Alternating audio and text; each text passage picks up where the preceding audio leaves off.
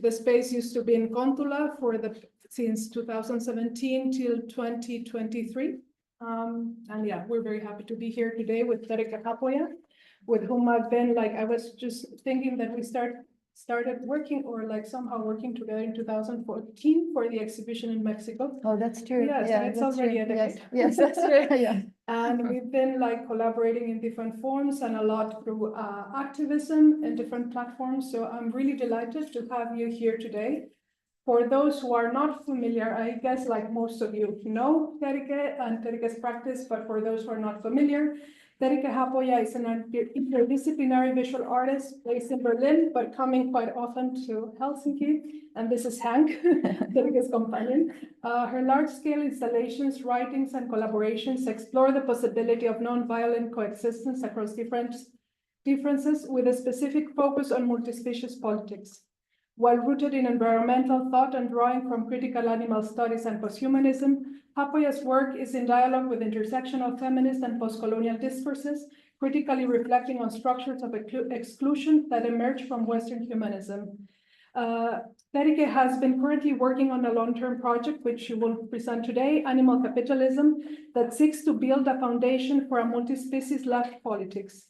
She is co-editor of 7 publications on art and politics and environment, and her work has been exhibited widely in solo groups and international shows. We give you a warm welcome to this space, and we have several participants that would be online joining us, so the event today is hybrid. The talk would be around 45 to an hour, yeah? 50 minutes. And afterwards we will go to Q&A, so just feel free to make yourselves comfortable. You can walk around if needed. So yeah, welcome. So yeah, very good. Thank you. Thank you, Giovanna. It's really really great to be here. And is the Zoom okay? Yeah. Okay. Everything's okay. Yeah, it's really great to be here. I admired your work of the space and the programming and everybody who's been involved in working on this, and also your practice. And then I'm really happy to see so many friendly faces here, and also on the Zoom. It's a hybrid event, so for the people on Zoom, hope you can still feel that you're part of the event and present here. And in the Q&A, we try to pay attention to your questions on the chat and have a lively conversation. And of course, I'm happy to, or I hope to be able to continue these conversations then later on. Before we start, I want to just acknowledge the political situation we're in, and that we're witnessing a genocide of the Palestinian people. And so please do what you can in support of Palestinian struggle against genocide and occupation and apartheid, and for liberation and self-determination. This talk will now be for about 50 minutes, and it's sort of like the first attempt to pull together a lot of the stuff that I've been researching and doing work on in the last probably almost 5 years already. It's basically just a lot of open questions, and I'm very curious to hear how it resonates with people and how people can come into these questions from their own fields of study and fields of research and experience. So I hope to really get into the conversation with all of you. So, but let's start so that we can get on with it. So, Kuzma Petrov-Vodkin painted fantasy in 1925 in the very early years of Soviet communism. The painting depicts a peasant who rides towards a socialist future on the back of the red horse of the revolution. While the peasant is painted realistically, the horse seems to appear merely as a symbol of human progress. But when viewed through a multi-species lens, the painting raises more questions. Are horses really merely instruments for human victory? Or is the revolution only possible when we ride together with other species? Or is the horse, in fact, the truly revolutionary subject of the image, who, and only who, can lead humankind into an anti-capitalist future? My ongoing art and research project against animal capitalism starts from taking the horse seriously as a question of and for socialism. The project centers animals and animality under capitalism with the aim of critically examining the crossing of animal liberation and socialism, developing terminology for multi-species left politics and for building collective power for the liberation of all animals, human animals included. This work, at least at this point, is guided by 4 arguments: that intensive animal agriculture should be recognized as a central driver of climate change, that exploitation of non-human animals is paradigmatic and structurally necessary for capitalism historically and today, that animalization has a structural function in capitalism, that labor regimes and non-human categories are co-constituted, and that we need an expanded analysis of capitalism that views labor and the class struggle through a multi-species optics.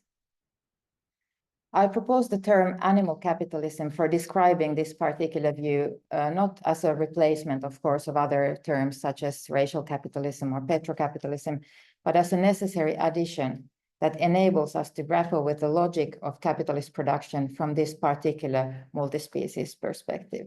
So not overall every multi-species perspective, but this particular multi-species perspective that concerns animals and animality. And the project wider thing that I'm doing includes writings and artworks. Some of, you can see here, but today I want to discuss the first parts of my research, which you can see here. So the sort of problem, which I understand as the divide, and the research approach, how I'm going about looking at this question, and then the question of, are animals part of the working class? But all of these other questions that I have mapped out here, I'm happy to discuss later in the discussion if they feel inspiring to you. I have some thoughts on it, but not anything as articulated as this one. So the divide. So in the last decades, multi-species perspectives have mainstreamed in art, philosophy, and left politics.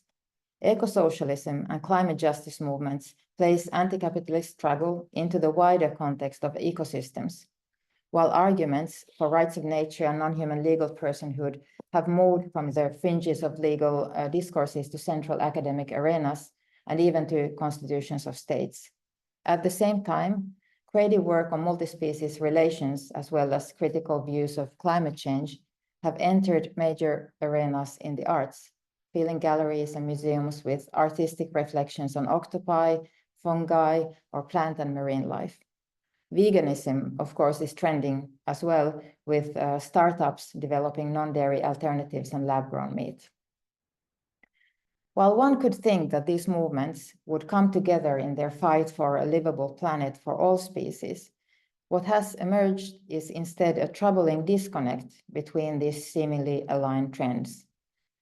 I argue that this disconnect is a result of their conflicting analysis of the cause of the ecological crisis, as well as their different political and ontological approaches to multi-species relations in general and to non-human animals in particular.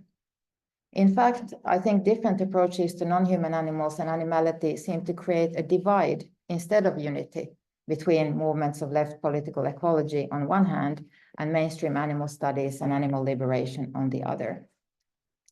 And I see this divide echoing the theoretical divide between ideology and historical materialism-centered critiques.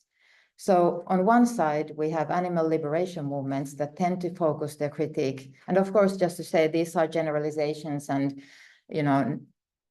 if you don't find yourself in these categories, don't get offended. No one really does, but I'm trying to find some general trends in these different approaches, and that would explain why it's so hard for us to work together.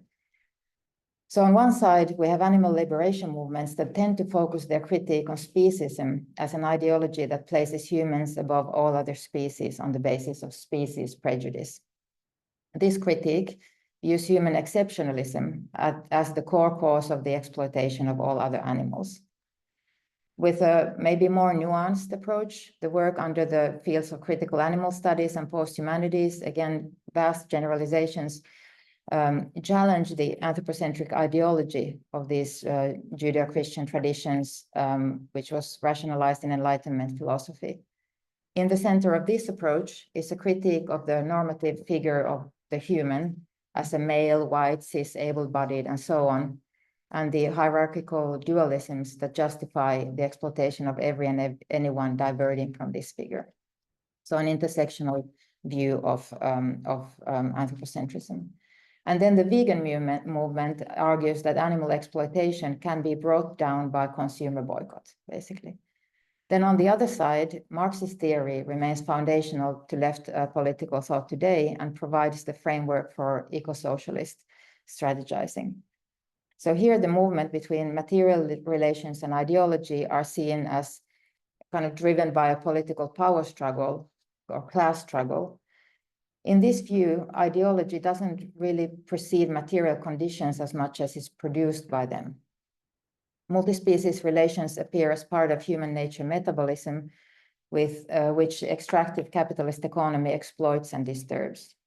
Repairing what John Bellamy Foster calls a rift in this metabolism can only happen through taking over the means of production through revolutionary left politics and bringing the human nature relationship back to planetary balance.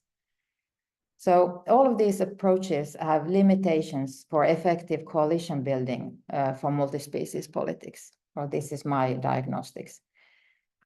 So the species position assumes that all humans are equally privileged in relationship to non-human animals and has been, I think, rightfully critiqued by groups of peoples who experience the category human in itself a site of violent exclusion. Then pointing to an anthropocentric ideology as the origin of exploitation directs attention to legal frameworks and individual relations, but does not really provide analytic tools for a critique of the economy and class relations, nor really a foundation for anti-capitalist organizing. So the sort of apolitical feel of at least some of the post-humanist works and approaches.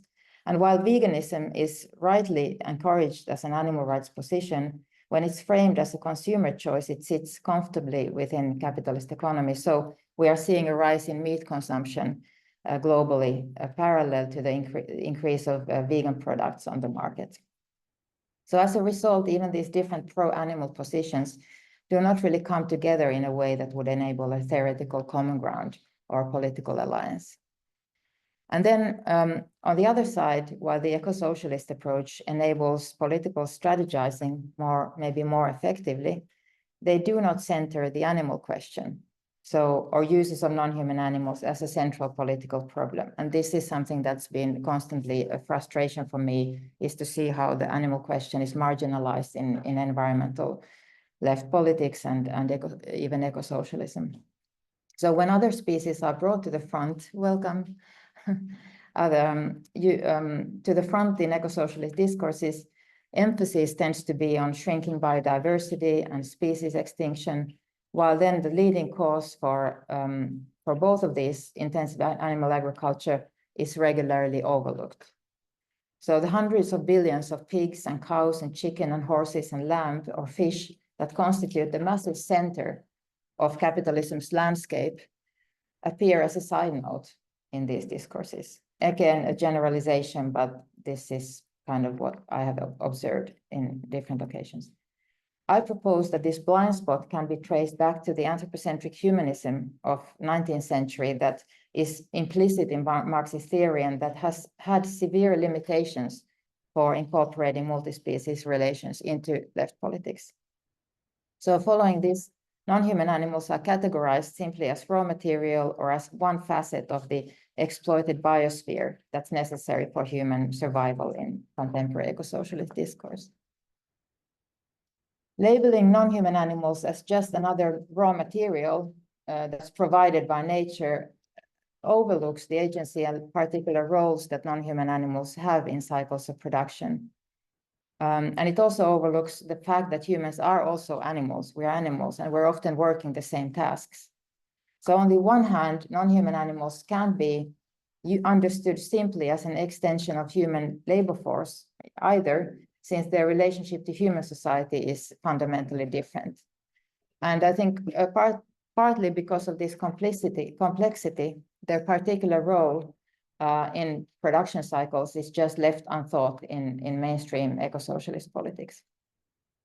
So to summarize this landscape here, while ideology-based approaches are not sufficient for fighting back against capitalist exploitation of non-human animals, in my mind at least, it's also not at all clear that socialism, even eco-socialism, is good for animals. So here, just an example of the very kind of classical quote from Marx, where in communism one can be free to hunt in the morning, fish in the afternoon, rear cattle in the evening, and criticize after dinner, which of course makes you ask whether socialism or capitalism makes a big difference for animals or artists. I might add, if critiquing is the goal. But so if the goal of socialist revolution is to take control of the means of production, there is little for non-human animals to gain in it if they are considered to be the means of production. So this is, I think, the core question of the kind of socialist project, the main traditional human-centered socialist project. So recent years have shown a renewed interest in trying to bridge this gap, taking seriously both animal agency and the political and material forces of capitalism. This emerging discourse views non-human animals as active participants in society, and therefore as potential political agents in anti-capitalist struggle. As the political theorist Dinesh Wadiwell argues, animal exploitation, in his view, is the consequence of both anthropocentric ideology and capitalism that together create conditions for the mass-scale exploitation we are witnessing today. So ideology and the sort of material relations. Rather than describe relations from the point of view of ideology, this work, this kind of scholarly work that I've been engaged with, seeks to situate the exploitation of non-human animals in the context of capitalist society, particularly. This requires an approach that adopts elements from both traditions while critically examining their limitations. So my research under animal capitalism focuses on examining the compatibility of left political theories and critical animal studies. I see the project, at least at this point, like twofold. On one hand, I think it's crucial to critique the anthropocentric ontologies that are about species relations that underlie Marxist theory. And that deconstructing these terms and concepts that haunt the leftist lexicon and produce its anthropocentric lens would allow us to abandon socialist frameworks that are not helpful for a multi-species future. So just like throw away the kind of socialist frameworks that are not really helpful for what we know about the world today in the light of all that we have learned in the last almost 200 years about multi-species coexistence, and then to strengthen the ones that expand our common causes. So exploring concepts such as alienation, subsumption, enclosure of the commons, species being, or the labor theory of value from a multi-species point of view would be then the task to take on. But then on the other hand, it's equally crucial to expand, so not only critique, but to expand an analysis of capitalist value production, to take into account the significant contribution of non-human animals and the particular qualities of labor, which I will get a little bit into later in this talk. So how does our contemporary understanding of animal agency challenge what is considered as productive labor? So is animal labor productive labor? What does it mean if we consider it productive? What happens to theories of value production if we set aside the human-animal divide as socially constructed? So if the human-animal divide is not, in posthumanities, we tend to not want to, we want to see this as socially constructed, but what does that mean from the point of view of production? So what becomes visible, at least to me, is not only the anthropocentric shortcomings of Marxist theory, but also how it's impossible to build a theory of capitalism and its deathly expansion without understanding the particular role and animals and animality play in it. And so, in other words, I think this task of taking in the animals or recognizing the role of animals is as important to animal liberationists as it is to any anti-capitalist, because without understanding their contribution and their role, we can't really get a full view of capitalism as an institution. And the reason that my project focuses on human and non-human animal labor and not, for example, vegetal labor or hydro labor or other forms of human and non-human contribution to production is that I think animal bodies are utilized and exploited in particular ways. And I make this argument that capitalism is in fact not species. In many times, at least in animal liberationist frameworks, we tend to say that think of capitalism as a species institution, and that it's based on this idea of just freely exploiting animals on the basis of species prejudice. But I kind of say that while it does feed on this ideological anthropocentrism, it kind of constructs these human-animal hierarchies, and through that enables exploitation of labor that actually cuts across species line. So, so reflecting on these animal qualities of human labor, so different ways of animalizing human laborers or animalizing people for the sake of creating different labor regimes, and the often interchangeability of human and animal bodies for different tasks can show that animality and humanity can be viewed kind of as descriptive of beings' relationship to production, sort of their class position. So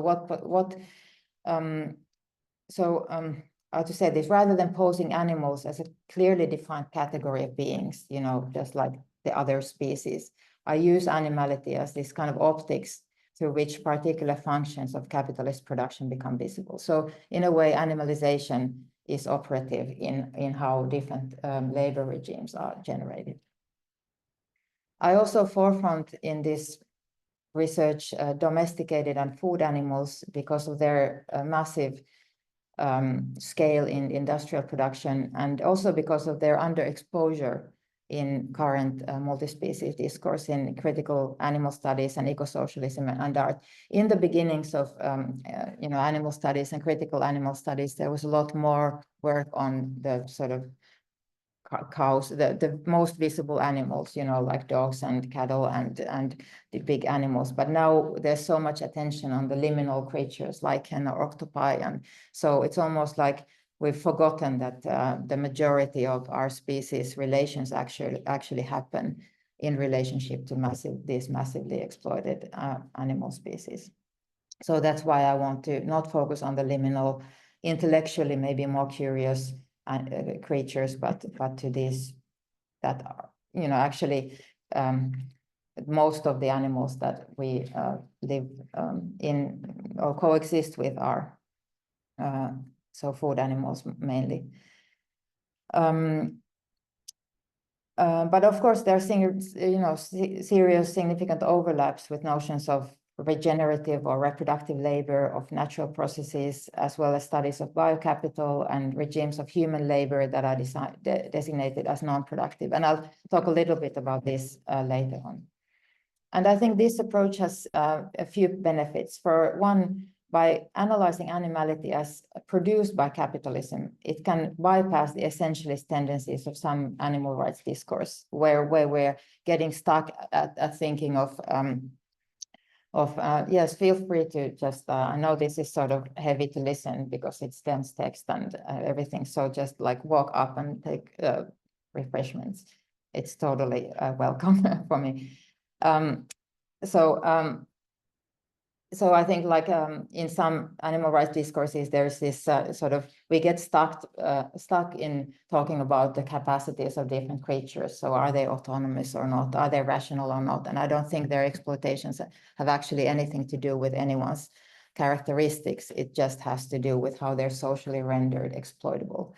And so I think looking at this relationship production frees from thinking of what are the qualities of the beings who are being exploited, but more like what are the socially constructed frameworks that enable then this kind of exploitation or extraction. And also this emphasis on production and anti-capitalist struggle challenges this idea that change relies solely on individual capacities like empathy, which I think we do need empathy, but also like a collective organizing.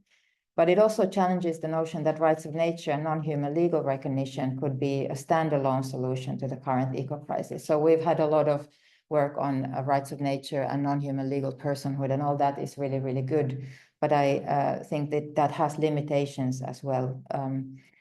And it's one of these theories that have been like very, very popular, especially in like arts and academia, as intellectually inspiring and curious. Like it really like sparks, because it's like abstract and sparks your imagination in a different way. But then the struggles to enforce these ecocentric laws, and also the way in which most violence actually happens under legal exceptions, raise serious questions about the efficiency of the liberal rights framework. So a lot of the exceptions that are made for animal agriculture, for example, can operate just as well, even though, you know, some of the animal species might be protected. And so this question of legal exceptions, I think, is a relevant one. And then also the way in which law as an infrastructure is bound to the nation state and is subservient to the market economy, which we, of course, see everywhere around us, poses limits to the liberatory potential of the legal approach. So to summarize, I think the benefit of this materialism approach of against animal capitalism is that it explains why oppression happens, denaturalizes categories as constructed by capitalism, views non-human animals as active agents in our shared world building, and most importantly, provides, hopefully, paths for multi-species solidarity and political comradeship. Other animals need to be liberated from their object commodity status, I do believe that, but this will not happen without a political struggle to dismantle capitalism as an institution. And this struggle itself is a multi-species struggle that requires a theory that allows us to see other animals trapped in the industry as comrades, engaged in an active and ongoing anti-capitalist resistance. So this question of resistance, I'm not going to talk more about today, but there's a lot to think about multi-species resistance. And a lot of research that has come out in the last years as well. So then Jason Ribal argued in a 2011 article that animals are part of the working class. His argument was based on the fact that non-human animals have quite literally built the world we inhabit with their labor. Through examining the role of sheep, cattle, and horses in the development of capitalism, he argues that exploiting the labor of non-human animals has been its driving force since its beginning. To give a brief overview of this, his argument, I point out a few instances in this vast history that would really deserve its own lecture, and I hope that there's some collective will to write the world history or history of capitalism according to animals. I'm kind of thinking of doing that. So Ribal points out that enclosure of the common lands in the 16th through 18th century did not happen because of hunger for land itself, but because of the rising market for wool and the increasing commodification of sheep that followed it. Marx talks about wool trade, in passing, but actually, there are actual animals that are driving this, that are like, how do you say, like a key species for this transition. The scientific revolution of the 17th century and the agricultural revolution of the 19th century paved way for increased instrumentalization of animal breeding. Breeding then required that animals were kept in enclosures, and so open fields and forests were turned into sheepwalks, with peasants being fenced out of what had previously been common lands. And he says, sheep literally ate the land from underneath the peasants. Ribal argues also that by the mid-19th century, sheep were engineered in a way not dissimilar to scientific management, the cutting-edge method of the time for organizing labor in factories for most efficiency and profit. Simultaneously, horses and mules built an infrastructure of roads and then pulled carriages on them, speeding up exchange of knowledge and technological and scientific development.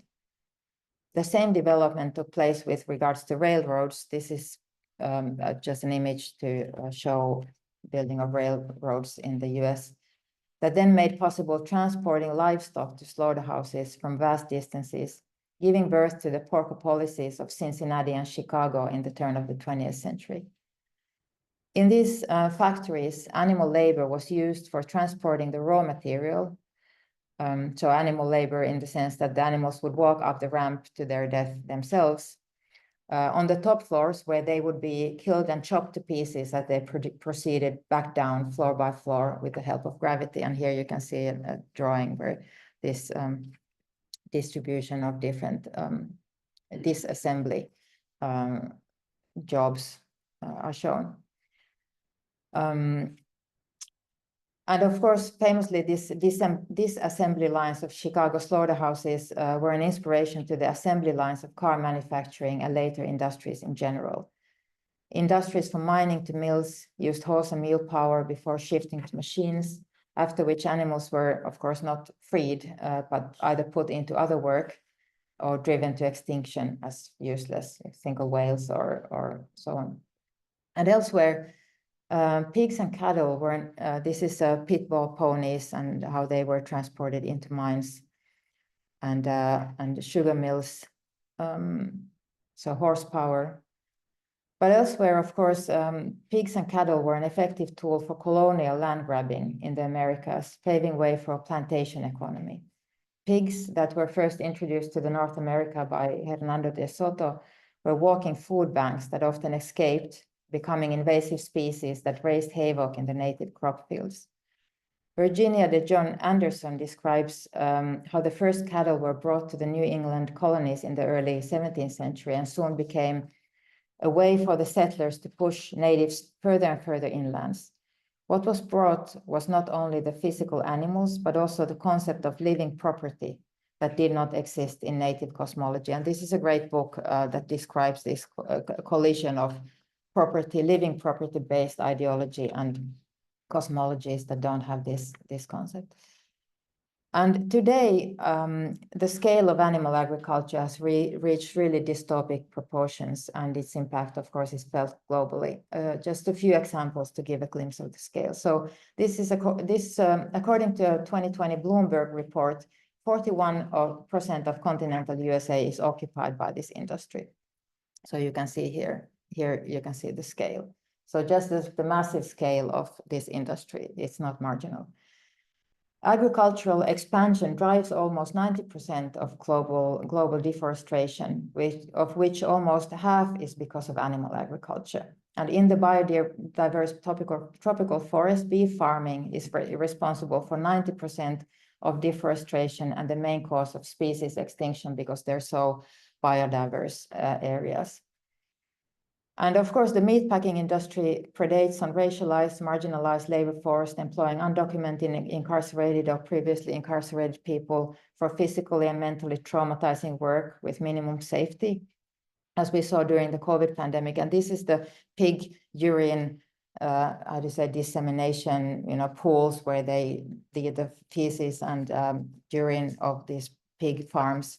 And when they don't evaporate in time, they're sprayed in the air. So people often, racialized communities around these facilities are actually living under a rain of shit, pig shit. So this is kind of the kinds of environmental violence that happens around this industry.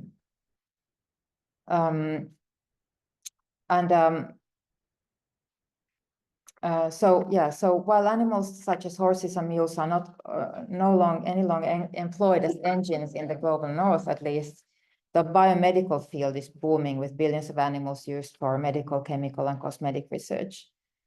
And this is an interesting field of study that I'm not going into here, but where life is increasingly reduced to its rudimentary functions, DNA, tissue, molecules, that can be conceived as information or industrial components and commodified under copyright patents.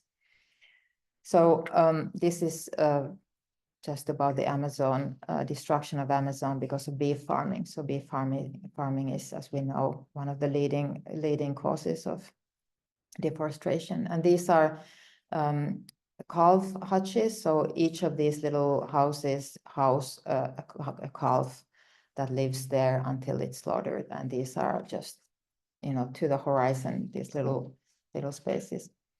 But we kind of know all this. But then also what's interesting is the $100 billion pet industry that is producing animals as disposable commodities for pacifying human anxiety under the isolating conditions of life under capitalism. I say this even though, of course, you know, we can love our, we can have this relationship to creatures that we own them and their family members, and still our relationship to them is multifaceted. But this industry is huge and is growing at the pace of 11% per year in the US alone. So you can see here, and this is a US statistics.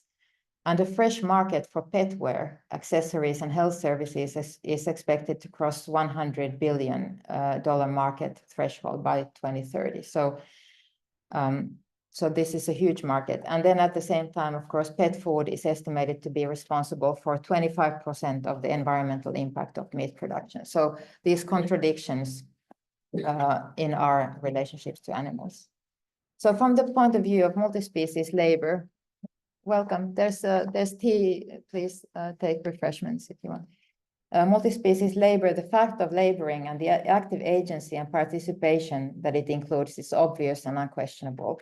Animals, human animals, but of course, importantly here, non-human animals made our world.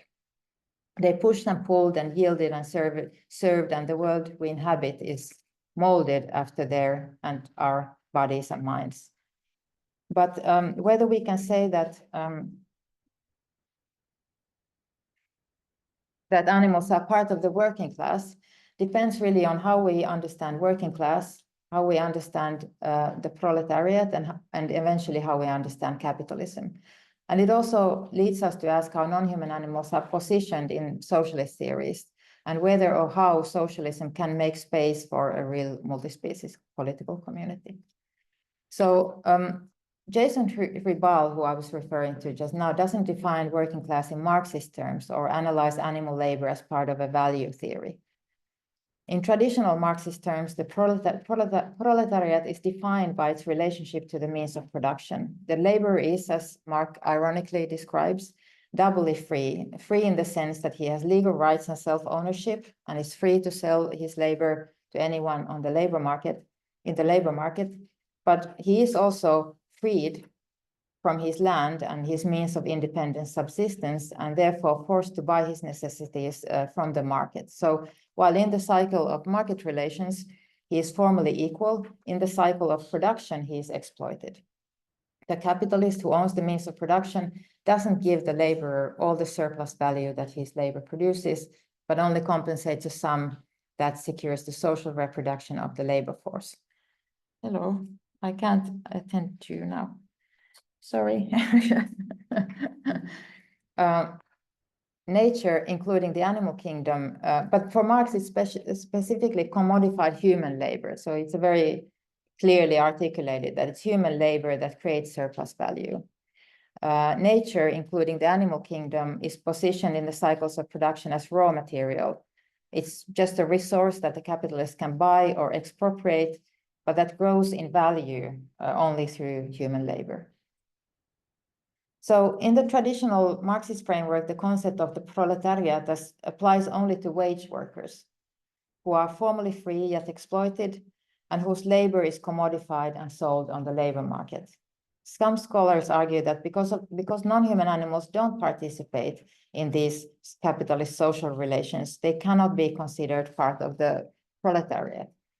Christian Starke, for example, writes that animals do not create value or surplus value, and they do not produce commodities. They produce products, and these, as well as their labor, are appropriated by capital for free. He argues that neither are non-human animals themselves commodities, because commodities are what are produced by human labor. So for Starke, animals are raw material that is transformed into commodities by human labor. They are what he calls super exploited and despotically oppressed by the capitalist class. In a similar vein, the Alliance for Marxism and Animal Liberation asserts in their 18th thesis on Marxism and animal liberation. We're really in the weeds of theories now here. And this is I recommend this pamphlet very much. That because non-human animals do not participate in capitalist social relations, they cannot be considered part of the working class. They are, however, oppressed by the same enemy as the human proletariat, the capitalist class, which provides a possibility for a united front. So we have the same enemy. But then who is part of the proletariat depends really on how we understand capitalism and what constitutes capitalist social relations. So while both of these previously mentioned Starke and 18th theses are, I think, on the side of animal liberation and the work is important, they rely, at least in these texts, on a narrow understanding of what is capitalism. So the political theorist Nancy Fraser describes capitalism as defined by ongoing boundary struggles that dictate the political belonging of an individual and that constructs labor regimes.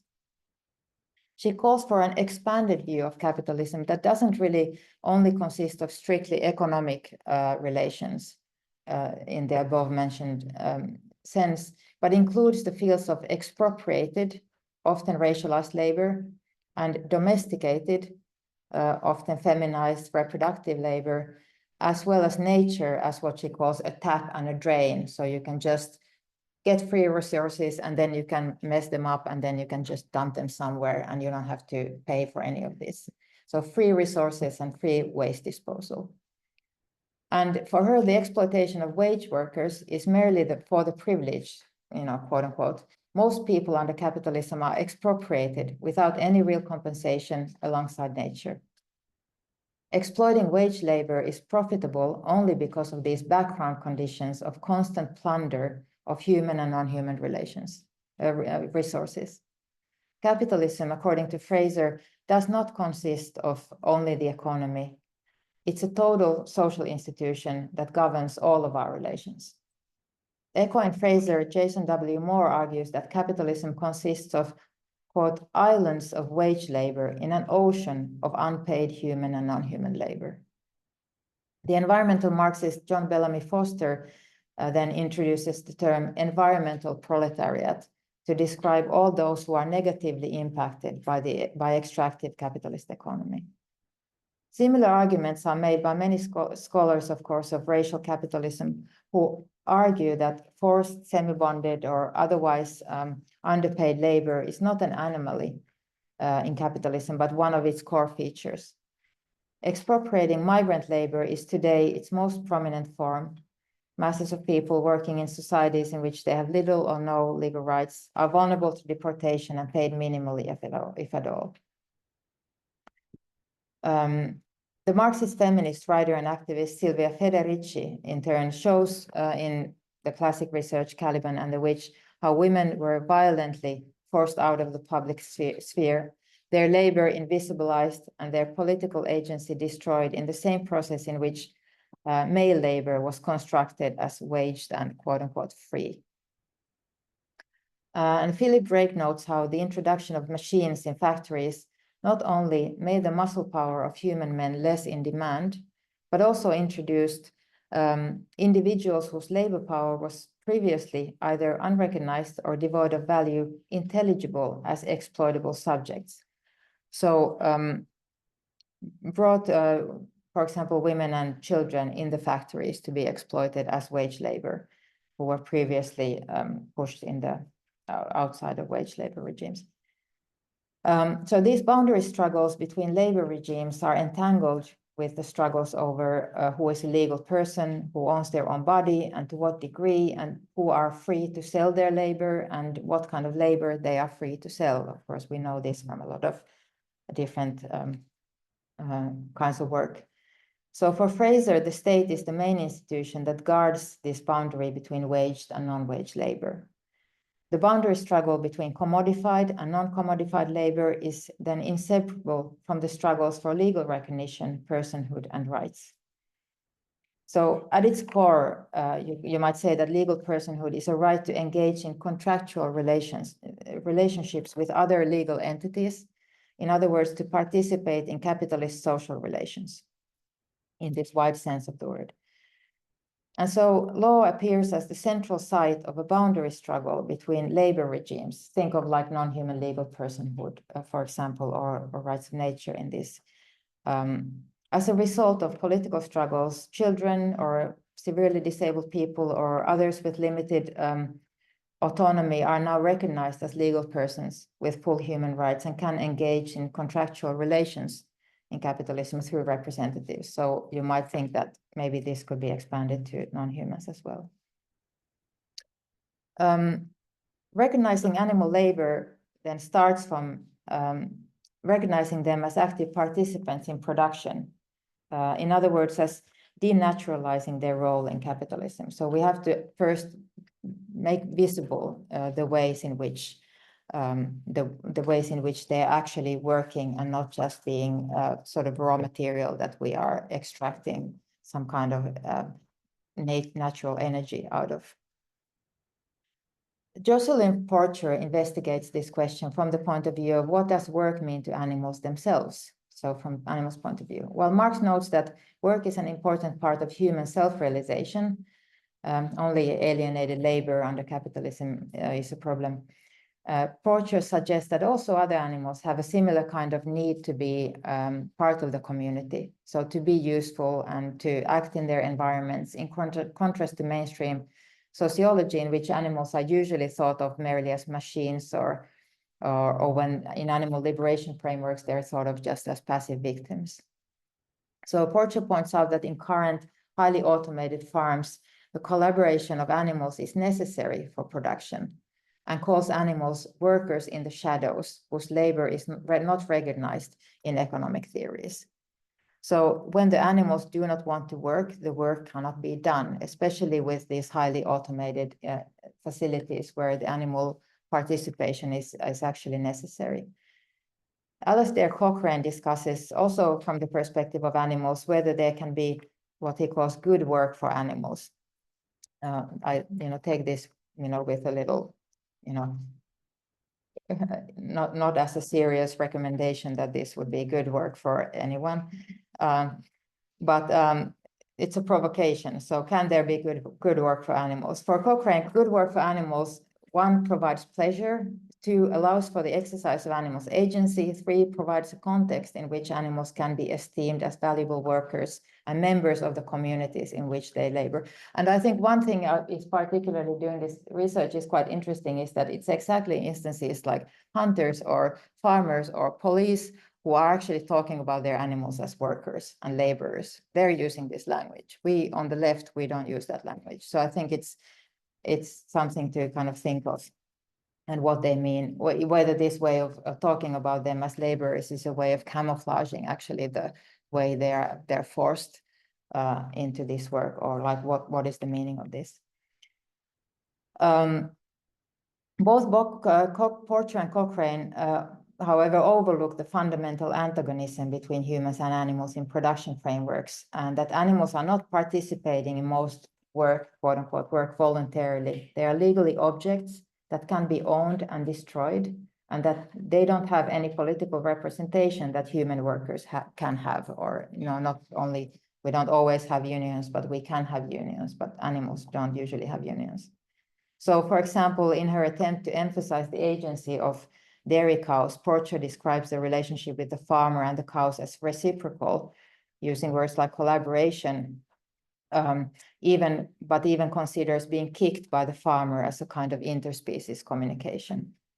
So Porcher and Cochrane do, however, I think, even though they kind of because they are emphasizing this active agency of the animals, I think they're sort of overdoing it and forgetting that these are really forced and coerced situations. But they do focus on animals as active agents, which allows us to think of them as something else than raw material or machinery.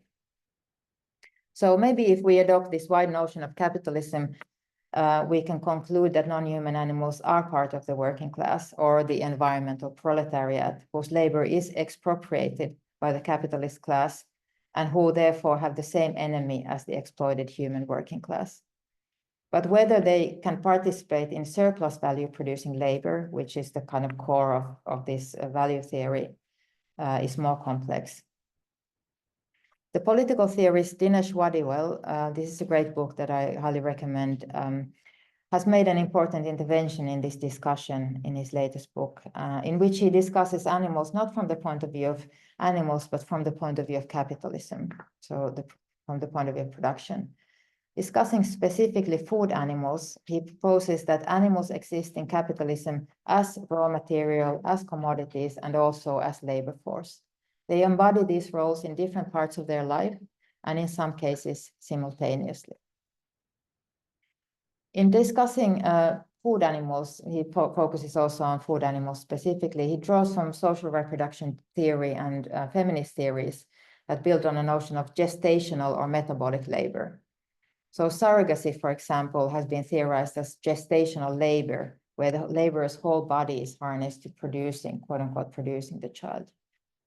And here he quotes Amrita Pande, who writes about commercial surrogacy, that women's reproductive capacities are valued and monetized outside of the so-called private sphere.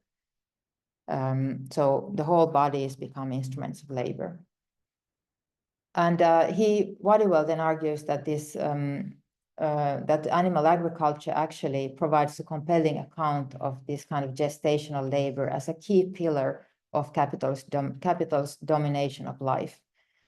So this is actually like animal agriculture is an area where this kind of domination of life, total control over the reproductive lives of animals is really like a central structuring force in human-animal relations.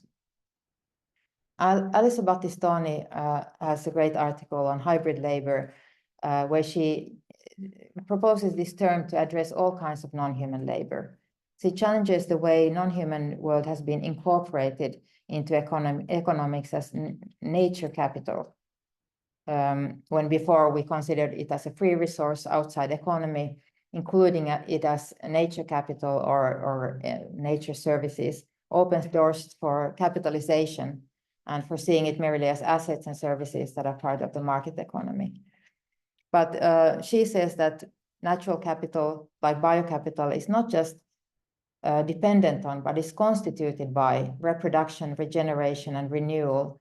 The organisms and ecosystems that provide ecosystem services are valuable not as products in the form of raw material for commodity production, but for their ability to continually generate a biosphere capable of supporting life. So, you know, this world that we live in, even though we try to, you know, include it in capital cycles, I mean, this is not stuff, this is our world. This is just the actual world that we live in. And building on these insights, and I have a picture here of Biosphere 2, which some of you might know, which is an attempt to simulate this sort of biosphere where that's sealed from any outside. Anyway, it's an example of like the human insanity of trying to think we can somehow technologically manufacture a biosphere.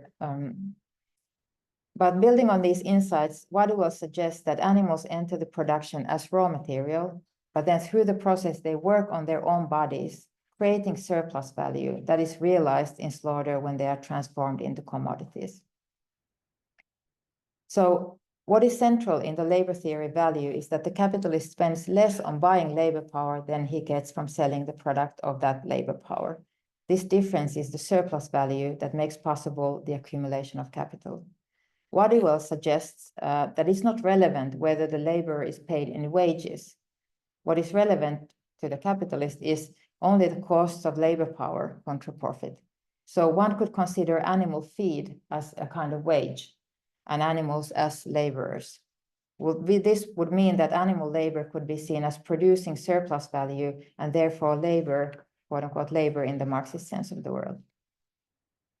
And this is significant for a few reasons. First, reducing labor cost, of course, is a central feature of maximizing profits. That's why, the capitalists will always try to lengthen the workday or lower the cost of living so that the wages can be pressed down, as well as sustain a reserve army of laborers, in other words, unemployment, so that wages can go up. Or, 5-day work week or maximum work time or prohibition of child labor are all a result of political struggles against this tendency. But with animal labor, no such restrictions exist. Animals work 24/7. For them, there is no difference between production and life. Another way that capitalism tries to reduce the cost of labor power is technological development and automation. Waddell observes that usually with more automation, the need for human labor decreases. But in industrial animal agriculture, which is becoming fully automated, as you can see here, with increasing amount of technology, less human labor force, but more animal labor power. So this can maximize the profits from reducing the human labor cost. You don't have to pay the humans who are laboring in the factories, and you put the animals to actually do all the work. But there still remains the issue of the cost of animal labor, which mostly consists of feed, if we think of feed as a kind of wage. Animals can't be put to work longer because they already work all the time. And you can't get rid of them prematurely because they are actually the product. So the only way to cut animal labor cost is to shorten their lives, to make them grow fast so that they can be killed fast. And this is, of course, exactly what's happening in intensive animal agriculture. Animals in these factories are laborers, but they are also means of production that are genetically engineered to produce better products and be more efficient in laboring. And of course, eventually they become the commodity. So this totality or totalizing the animal body as embodying all these different aspects of the production process. And so this, alongside the government subsidies and expropriated nature, makes possible all these automated factories that rely on maximally profitable forced animal labor 24/7, and this way can produce unlimited amount of surplus value. So everything in the animal body is, of course, used. If we don't want to eat meat, the substance is directed to some other use, concrete, gelatin, biofuel, leather, to everything. So what I think is striking in this analysis is the provocative notion that the expansion of animal agriculture is not really driven by demand. So the vegan sort of boom will just stop eating meat and then the industry will kind of go away. But the structural mechanisms of production itself. So the production mechanisms, there's a constant incentive to grow and expand. So that's why we have this crazy image of the 41%, the square in the middle of the continent. And now I'm concluding. I argue that labor regimes construct human, non-human categories for the service of production. In other words, that labor regimes and human, non-human categories are co-constituted, which means that whether one's work is recognized as productive, waged, and human, or dismissed as natural, unwaged, and animal, is an ongoing boundary struggle at the core of capitalism. And that we should think of the struggle to recognize animal labor or the labor of non-human animals as the struggle to recognize the labor of non-human animals as productive should be seen as one front of the wider struggle of recognizing naturalized and invisibilized expropriated human labor. So visibilizing this kind of animal labor is one important task to take on. But it leaves us with many open questions regarding political organizing. Including non-human animals in the working class would at best only upgrade them from being expropriated to being exploited as part of the exploited proletariat. In addition, the fact that most non-human animals, most non-human animal labor is forced would leave only few jobs available for consensual participation, or I don't know if any jobs would actually be, if any animal would want to actually work with us or in human society.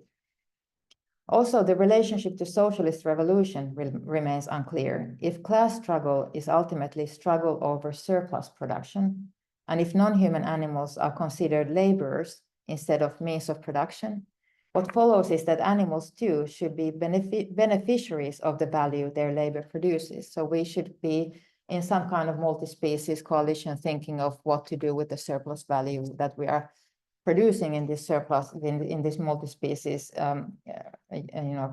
society, or whether we want to produce surplus at all. And also the question that would animal-free industry actually produce any surplus? Is the whole system so reliant on expropriating and exploiting non-human animal bodies that if we would let that go, no one would actually be able to get any surplus from anywhere, which I think is probably the likeliest outcome. And so further parts of my research include this critical view of the ontologies and different ways of thinking of what kinds of theories of value should be developed to address the different ways in which life is harnessed to work for capital. So regenerative labor, or is labor in any way like a useful framework for thinking of these relations? And frankly, I think that there is a point up to which these socialist frameworks, I think, are necessary, and thinking of class relations is necessary. But then at some point we end up in a place where we have to actually think that we need something completely different, and that these are not really plastic enough, or like how do you say, plasticity enough to accommodate this complex multi-species coexistence. But and finally, of course, I hope to engage with the important multi-species work of animal resistance, of also the actual non-human animals, and learn from humans and other animals about how to build a truly multi-species political force against animal capitalism. Thank you for listening.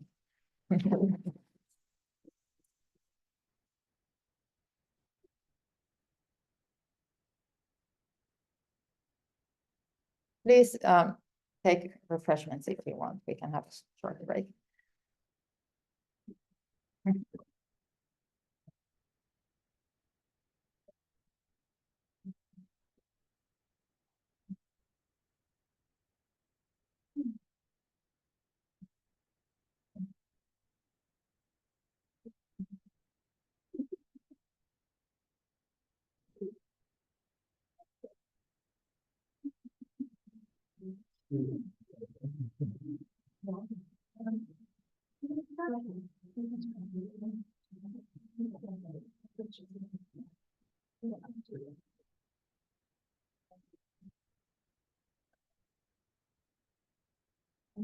Just see the site so I can check between what's online and what's with you. Yeah. So people can now.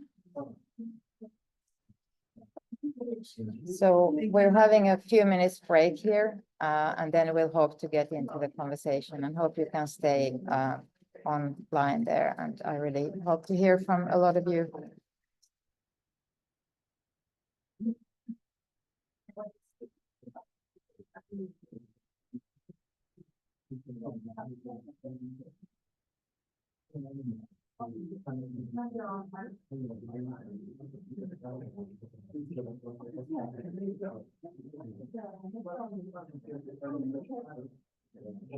Is there a microphone? Yeah.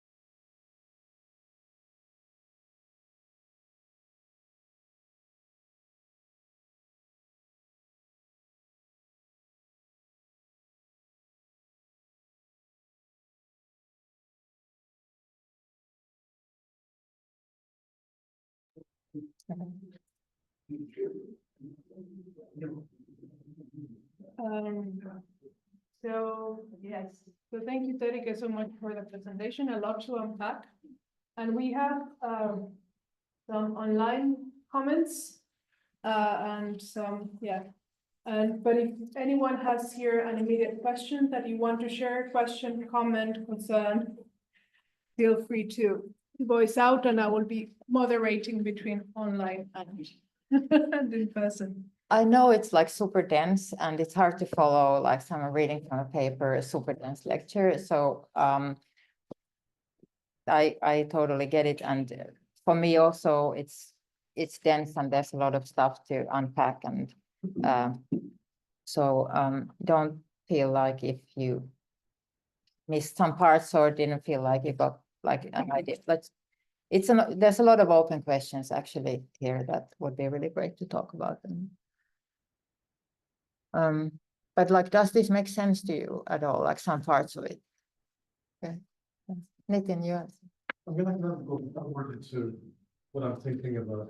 Let me just check if we can pass. Can you all hear me? Yeah. Online? Online probably not, but we can try to see if that can happen.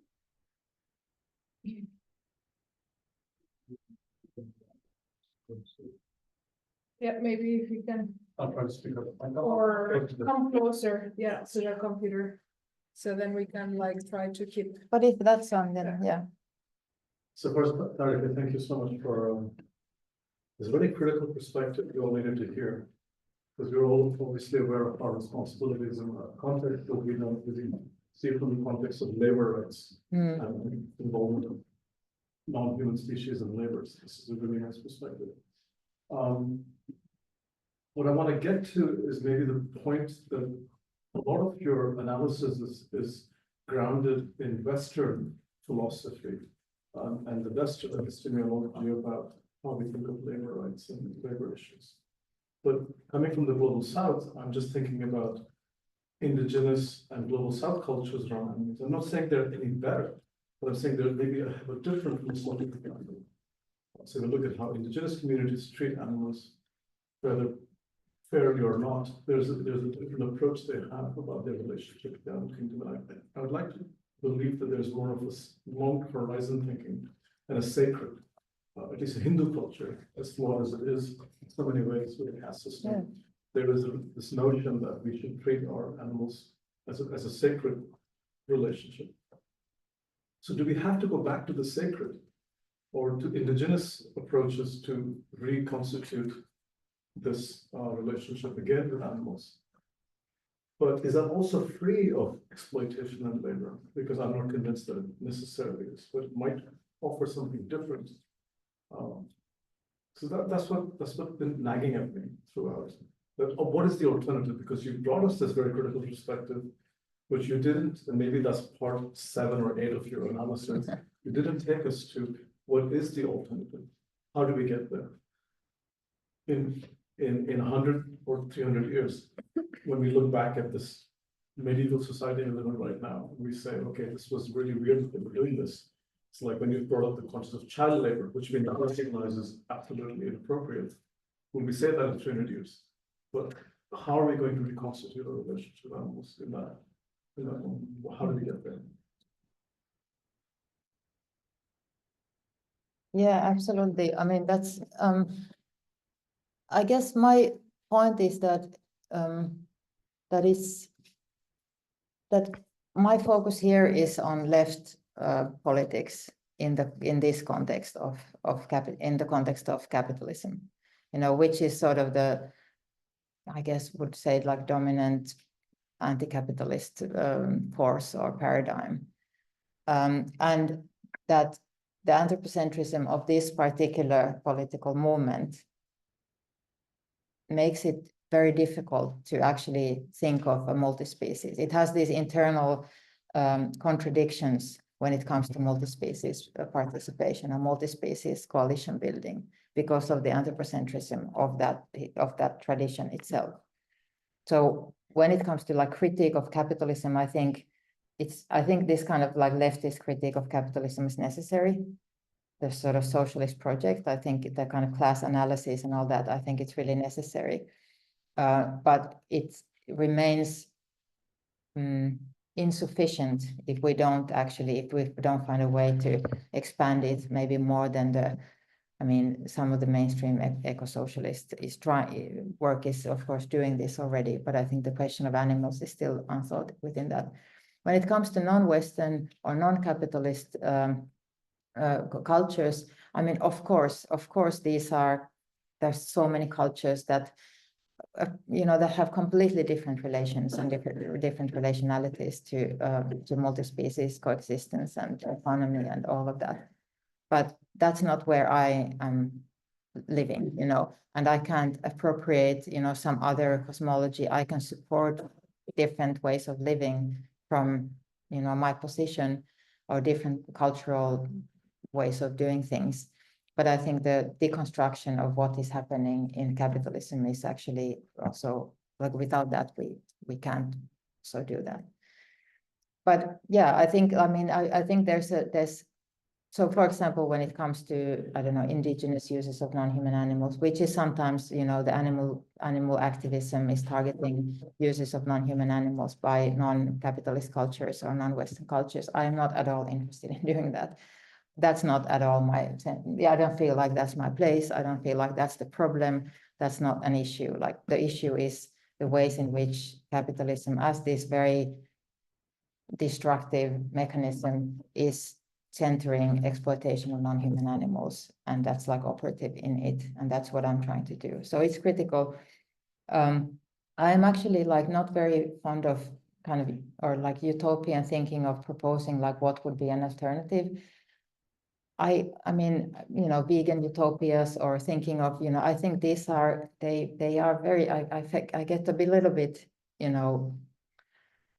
scared of these as sort of totalizing moralistic normative projections that I don't think are necessarily even portraying what the futures might actually be. So I'm more like let's try to demolish or like deconstruct where we are now, and new solutions will appear from them. And of course, we learn from cultures where, I think there's so much to learn from non-capitalist or non-Westernized cultures about these issues. But it can't be just like adopting some other way of living. I don't think anyone would go with that, I have some questions. Yeah. I will bring one question from online and then I pass it to you. Here the question is, oh, wait.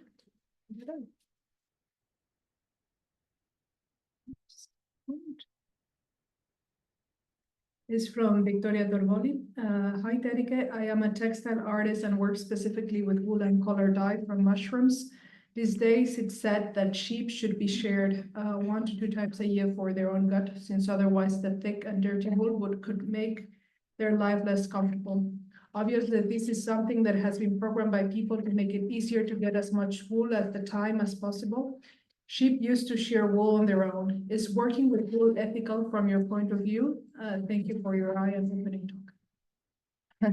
Thank you. Well, I think wool is interesting. I hope there is someone who's making a project about wool, because wool, as the sort of early ages of the rise of capitalism, was really central, like the way in which wool was commodified, and wool trade, and then the sheep and the breeding of sheep for a better kind of wool, and wool that was durable in the harsh climates and all of that, for the enclosure of commons and all of that. So I think that wool is like politically, it's really, really an interesting topic. I think now, like any it would be hard to find like a use of use of non-human matter, or like wool that would be, I mean, I guess if you know the sheep, if you know the lamb, maybe then it would be, okay. A lot of the animals also, they are bred in a way where you have to take, how do you say, like, shave them. I don't know the word in English for share. Okay, share. But but yeah, so but for like wool, as you know, but you buy from the stores, a lot of the wool comes from like terrible farms of these sheep that have to endure weeks and days and weeks in the cargo ships, and you know, really terrible conditions. And so I think industrial wool production is really as bad as any animal production. Also, oftentimes it's just part of the meat production and different animal production regimes. So yeah, if you know the lamb and you ask them and they're okay with it, I guess, you know, why not? Okay, and then just before, because we had another question here from Edo. Thank you for a revolutionary talk. My question is, have you bumped onto service sector labor, for example, animals that are tasked to amuse people as a job? And unfairly, I ask, what do you think would be the role of such animals in fighting capital? Also, just to deposit an idea, there are some animals which are put to human service because of their specific skills, such as mussels, which monitor water quality, which could be interesting to explore, as they, despite having specialization, do not have any control over their own labor value. So if you want to comment on any of that. Yeah, thank you. Well, I think I'm trying to think of like labor, like if we think of labor as a multi-species activity, in a way, then we can think there's no human labor and non-human labor, but there's different kinds of labor regimes or labor tasks or jobs, for example. So we might say pushing and pulling is one kind of a job, you know, and you put a machine or a human or animal, whoever like makes most sense to do the job, or yielding might be one, or serving might be another, and reproducing, like reproducing might be one job also. And so then we could look at all of these animals. And for the online people, there's a dog mayhem down here, so that takes a little bit of attention. But yeah, about the service, I definitely think, like, for example, pets are produced as commodities and emotional laborers. Like, I think that absolutely they're doing emotional labor. And Eero, your work also on, I think this is very insightful. So Eero Ylivakuri has worked on horses in particular, and horses and the way in which, you know, you can tell you about your work more, but I think emotional labor is something that you've also discussed in your work. So definitely, I think that's one wide field of labor that is occupied by human and non-human laborers in different ways. And the non-human laborers who do emotional labor are, of course, then also commodities, which is their sort of double position. I don't know if there was another part of the. We have a question here in the back, and then you. Yeah, can you come to the closer to the mic? But is it also for that the persons online can hear you? It would be great if you can. Can you? Thank you. I just wanted to add on to the first question in terms of solutions. As in, I understand that you're very focused on introducing like this multi-species resistance into leftist politics, and I think that focus is great. So then I'm just like also wondering, like, because I think I looked at your website and you've been like doing this for many years. So I'm just wondering, like, in the course of all your various presentations, did you begin to come up with new alliances and what they might look like? Like multi-species alliances in practice or something like this? Yeah, or like, I mean, I'm just thinking with your exhibitions and talks, and then you would meet people, did the whole process give you new ideas? Because I think, of course, your analysis of animal capitalism is very thorough.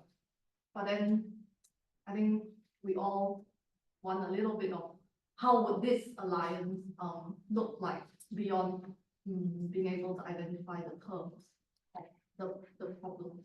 Yeah, I mean, absolutely. I don't know. One thing that I'm thinking of is like resistance, in the sense of, I mean, there's a lot to come up with thinking of resistance, but one is like to think of how can we support non-human animals in their resistance. Like how can we, if we think of non-human animals as being who are trapped in this industry, how, if they are like in constant resistance to their conditions and trying to, you know, do whatever they can to get, you know, to break free from there, how can we support this? So how could we adopt different strategies that they are using in our practices, and like what would be like that kind of like a coalition building be that would not start from this kind of abstract, now here we are talking, you know, from paper, they're having their own, you know, thing there, but they don't really know that this has to do with them.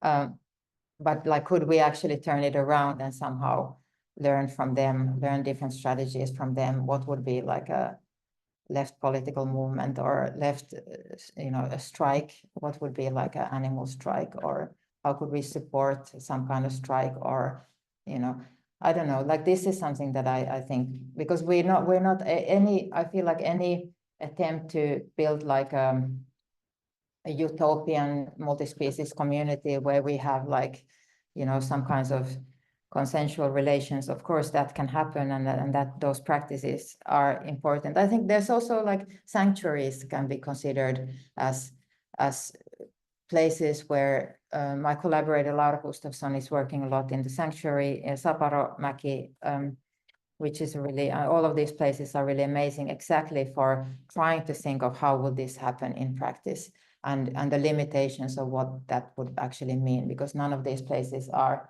perfect, because you still have to have these animals in cages, and you have to decide what to do with them if they get sick, or, you know, you still dominate, but like, you know, they're like rehearsal sites of like what that means. So how could we build more consensual relations? So I think that something like this, but the kind of, I wouldn't just leave it to that. I think like some kind of forms of resistance would be necessary to try to think around. And I don't know, this is an open question. That's why I'm like, I'm hoping you would know, all, not you, but all of you. We have a question from Kain.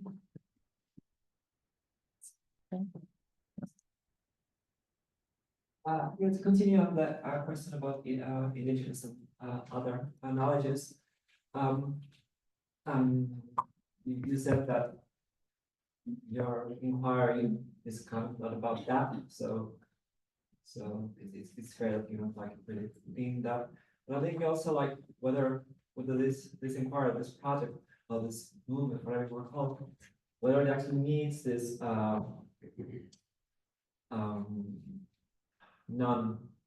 non-human centric philosophy, in the sense that, well, if you think about solidarity requires that we have a desire to solve a problem that touches all of us. That's what solidarity is. If the problem doesn't touch me, why would I care? And animals don't care about people's problems. Truly, I don't think there's anywhere around. Sure, our problems affect animals. True, climate crisis being a really prime example, but there's no way of like animals organizing to join a solidarity movement with humans. So it's always going to be like a one-way street in a sense. I'm thinking about Katie Sober, who says that it's because we have the capability of selling kind of empathy. And I'm not saying animals don't have empathy, so long, like to go there. But I also think it's our responsibility to work alongside animals and help them. But what I'm trying to ask you is because I felt that the discussion about like whether humans and animals are the same, or you know, are equal, I've always felt as a leftist that it's a bit of a waste of time, because I don't think we will ever crack that one. I don't think we can ever like figure that one out in our lifetime. I think it's enough to say that we have a responsibility for other species, you know, instead of like having this endless conversation whether humans are above animals or not. Do you know what I'm saying? Like you see any value in that discussion of like, are we equal, are we not equal? Does that make sense? Yeah. Thank you. No, thank you. No, I think that's great points. And I mean, I do think that there's something to, you know, clearly like this argument of like, we're so similar, so, you know, other animals are autonomous, you shouldn't, you know, I mean, those don't work. Like, clearly they do not work. Like, we don't, that's not the basis on which we have sympathy, or like, it's like some other register that evokes that sense. But maybe there's something, I think of solidarity as maybe in the sense of like having an analysis of this overall system that you know, in this particular approach here is capitalism, that I call animal capitalism, that has all these different facets, but that through this analysis of this system, we can see that the system that oppresses me relies on the oppression of these others. So you don't have to have solidarity, you have to have an interest in dismantling a structure that oppresses you. And if that structure relies on, you know, of oppressing all these other entities or beings, then it's beneficial for you to try to work together to take the whole thing down. Like, that's kind of how I'm thinking. Yeah, that makes sense. Maybe it's utopian, but I think like that kind of analysis at least has been missing from left politics, that we would see the non-human animals somehow through a class relation, or really in relationship to production, or as like in some way having like a paradigmatic or like structural function in this system. But yeah, so that's kind of at this point but I mean, I share the hopelessness in some way. Yeah. Oh. I just got it to the online one, and then I give it back to you, because we have Yeah. some And please also, if you don't have a question and you have just thoughts, it's very welcome to just say thoughts, because I also want to hear. I just will share briefly from Philip Murphy, and it's a quote related to one of the first questions. At stake in the creation of an Aboriginal veganism is the authority of Aboriginal people, especially women, to determine cultural authenticity for ourselves. Dominant white discourse portrays our cultures as embedded in the present colonial past, in the pre-colonial past. These perspectives must be replaced with the recognition that Aboriginal cultures are living traditions responsive to changing social and environmental circumstances.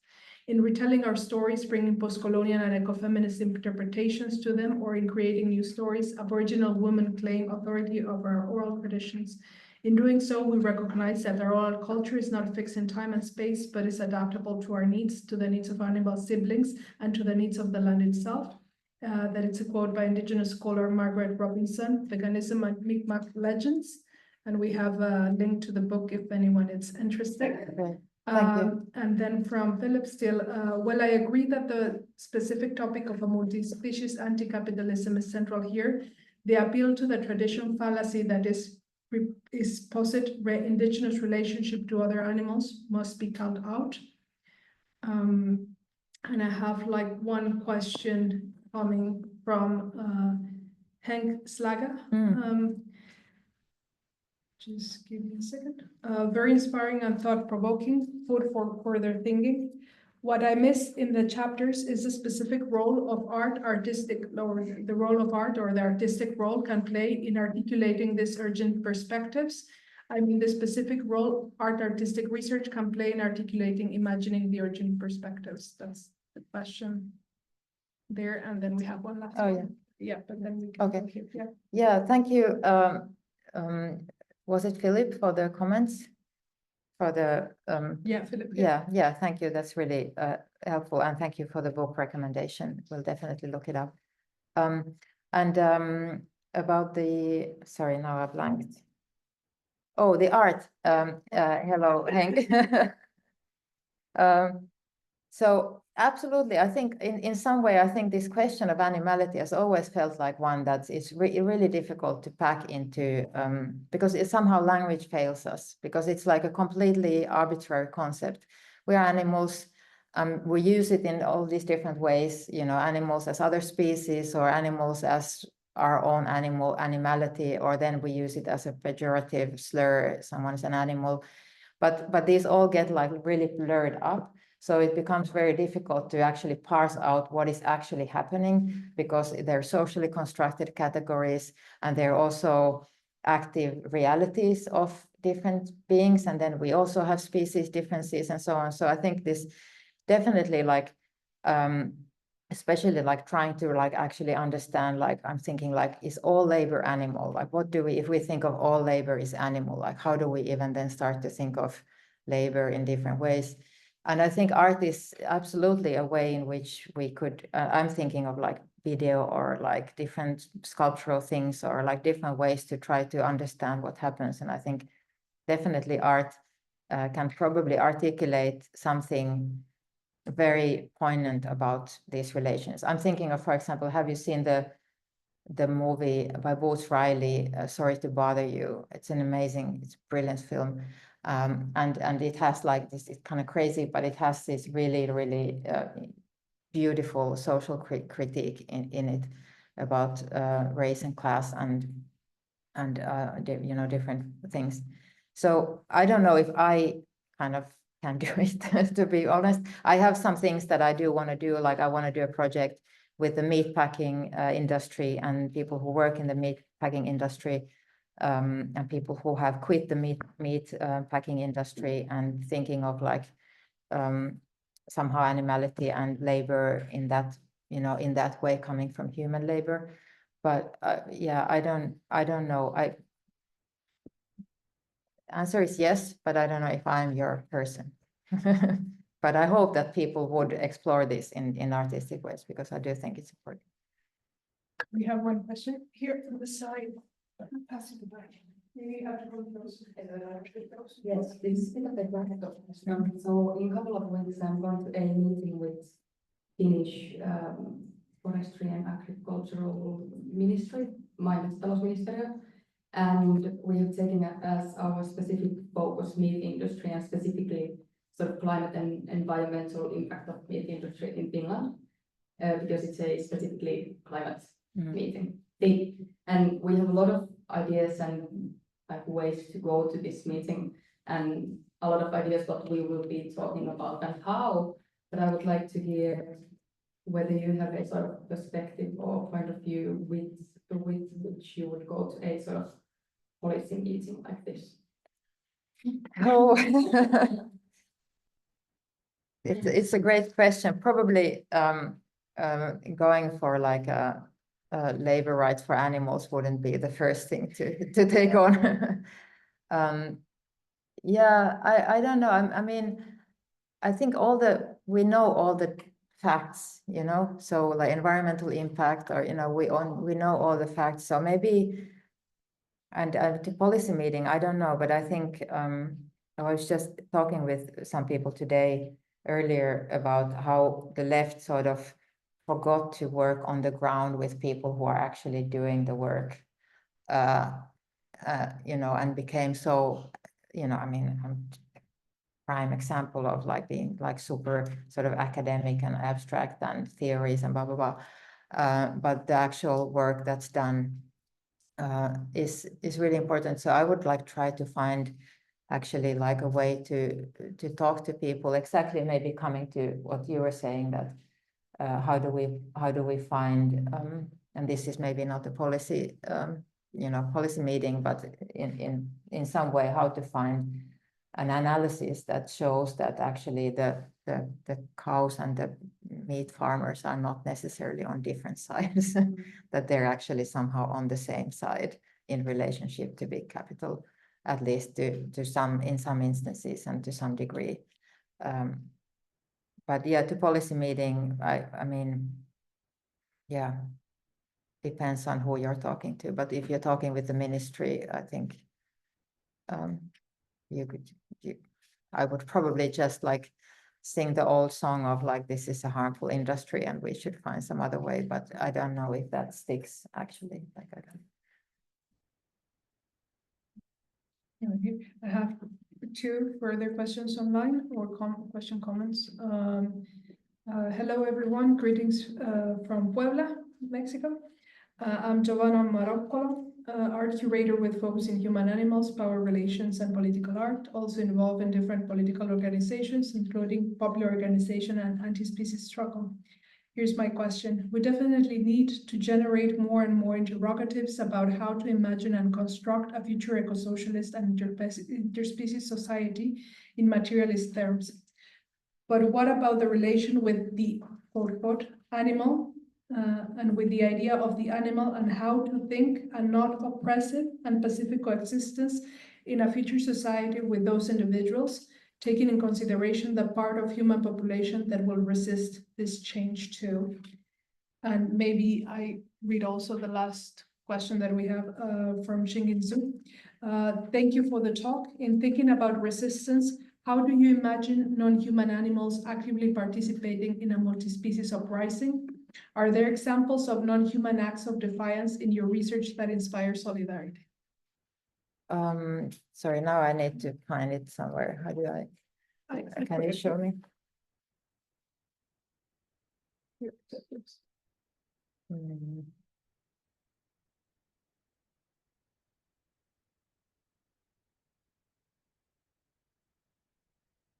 So thank you for your questions. I'm just rereading them from the chat if you wonder.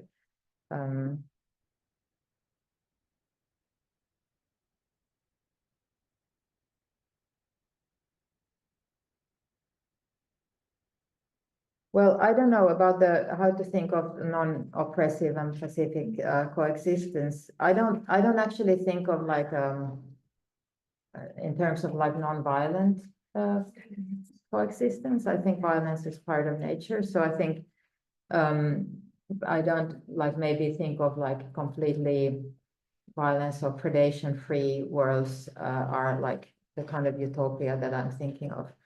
But what I guess like my focus here is really on trying to think of this kind of industrial scale violence that we are engaged in, where it really is like completely pointless. You know, it's just violence for the sake of violence, or violence for the sake of producing exchange values and not even use values. But I mean, I think one thing that I've been thinking of is like, what would be just, are we thinking too complex? Like what would, if we just had a world without cages, like would that actually, we don't have to think of rights or whatever, just like no cages, no one should be put in any kind of a cage. What would that world be? Would that kind of solve all our problems? Would it kind of be that simple? You know, we don't need big theories. We just would need like, you know, some kind of, I don't know, but there is something about caging as an ideology, that our world is so much based on restrictions and caging and punishment, and that I think, you know, thinking of consensual relationships should somehow, you know, ideally start from something like that. But then, of course, that's not realistic in terms of how our relations, even like when we think of like freeing, what would happen to the cattle? What would happen to all the animals that wouldn't be exploited anymore? Like, would they just be roaming free, you know, here?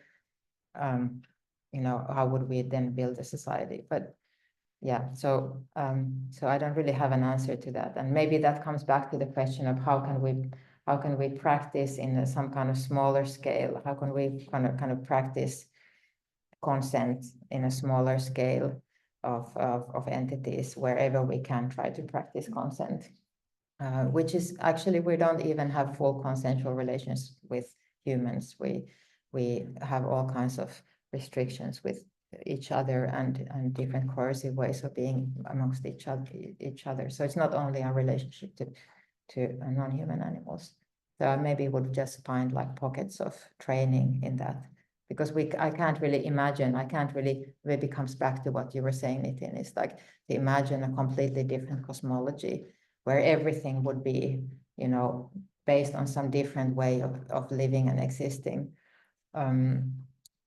You know, you kind of get. I have something in mind, I'll get to. Okay, great, super. Yeah, it's like it's sort of like I feel like you have to grow into it from. You know, it has to develop gradually into something that's actually grounded in something and not just like again another abstraction or abstract. But what was the other question? What was in thinking about resistance, how do you imagine non-human animals actively participating in a multi-species uprising? Are there examples of non-human acts of defiance in your research that inspire solidarity? Well, there is, I mean, I've actually, like, I would recommend a few books, for example, Ron Broglio's Animal Revolution, I think, is a really wonderful book about these kind of mundane acts of resistance that then enable mobilizing people around different ways of thinking, or like that kind of jam the machine of our society, of this like machinery. So that is a really great book, Ron Broglio. And then another thing, I would recommend Dinesh Wadiwell's work, because he has this very depressing view of resistance, where he's basically making the point that in this industrial animal agriculture, resistance itself is sort of appropriated by the machinery and you know, in a sort of Aikido move, you know, turned against the resistors. So the animals who are living in these horrible conditions are resisting death, basically. They're living in unlivable conditions, and they're doing everything they can in those conditions to stay alive. And for example, in long transportation routes, in the trucks or in the cargo boats, you know, the business is the corporations are estimating that that most of them will be able to survive because of their own resistance to the deadly conditions they're put in. So this is like, I think this is really, and it kind of makes me think of also of human life as just sort of resistance to the conditions that a lot of people are under, and how that's actually appropriated by the forces. And then Nancy Fraser makes this kind of similar argument that, you know, things that we think are outside of capitalism, like mutual aid or, you know, community organizing, or, you know, all these kind of non-commodified ways of working together that are actually like, you know, capitalized on, or like the extractive system is relying on us doing that work of resistance. And then, you know, it actually enables this extraction and expropriation. So I think resistance is difficult. It's difficult to think of like how to resist in a totalizing system as this. And especially, of course, for the non-human animals who are so violently dominated, that the acts of resistance, I mean, they're constant, like they are constant. They're kicking and screaming. They're doing nothing but trying to get the fuck out. But the domination, and you can actually, I mean, this is maybe one, if you can, like, if I can see inspiring modes of resistance, you can think of this whole industry as a negative image of their resistance. Like everything in this industry is coercive. Like everything in this industry is based on restricting, killing, guarding, fencing in, punishing, you know, like everything in this system is actually a negative image of someone trying to fight back, you know. So in that sense, I would say that the industry itself shows the incredible power of resistance of these animals, that you have to have that kind of force against that resistance. And so if we look at it that way, we can also kind of see that that it's a negative image of the agency and power that these animals have. And that if there was a way for us to actually direct that into a political positive resistance, that's an incredible amount of energy that's there that we could hopefully somehow channel. I don't know how, but, you know, should be able to channel. Yeah.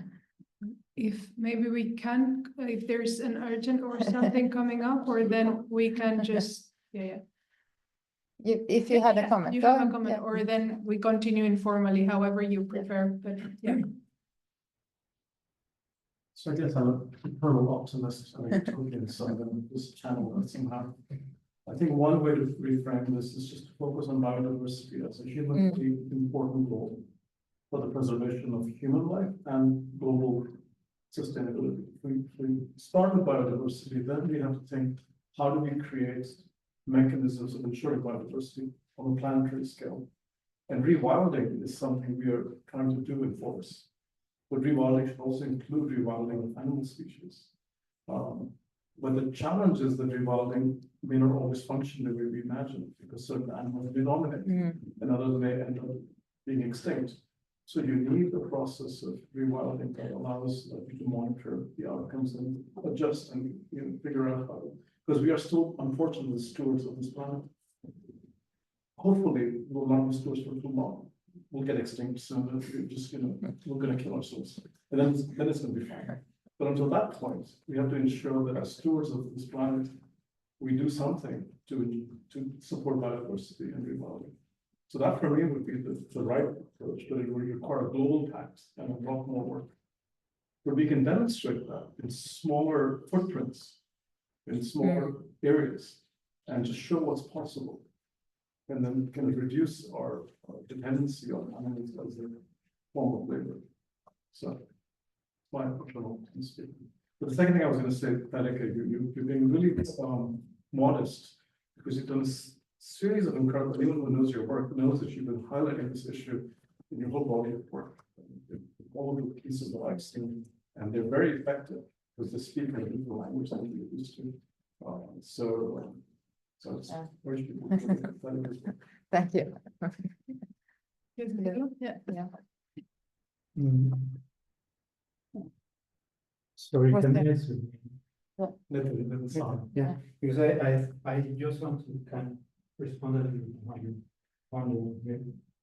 And of course, it's immediately related, but first of all, I do think that we should move away from that idea of like, how do we read extinction in this sense? Because it leads very easily to kind of eco-fascist conception and the pessimism that represents that condition.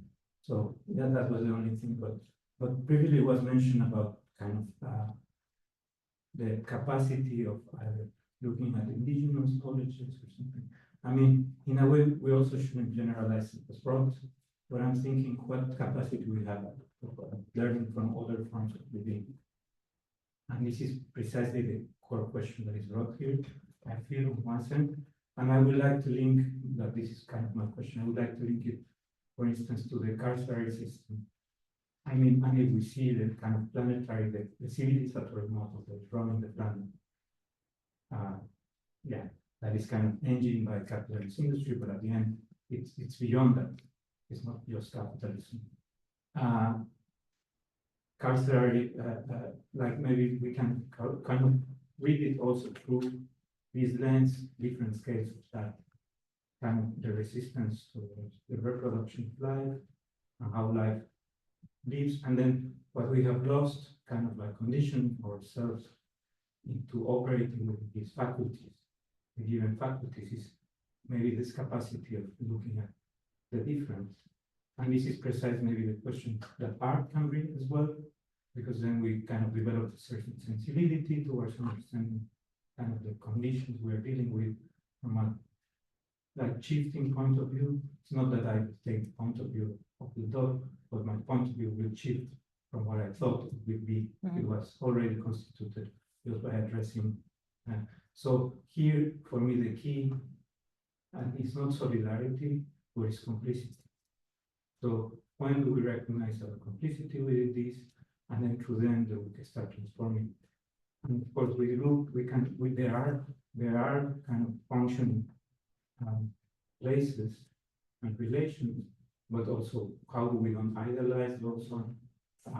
What can we borrow into, but also by borrowing into, what does that kind of affect that? I mean, those don't, I do think it's a global way to put it, but I'm just kind of thinking that maybe the tools that we are using as well as to describe it kind of tend to direct it to a lot of discussing it into kind of policy terms. And it's not policy what we're needing. It's a different form of relating. It's not a general policy, because policy again turns into generalizing I don't know, I'm Mhm. thinking that we really need to work in the ground.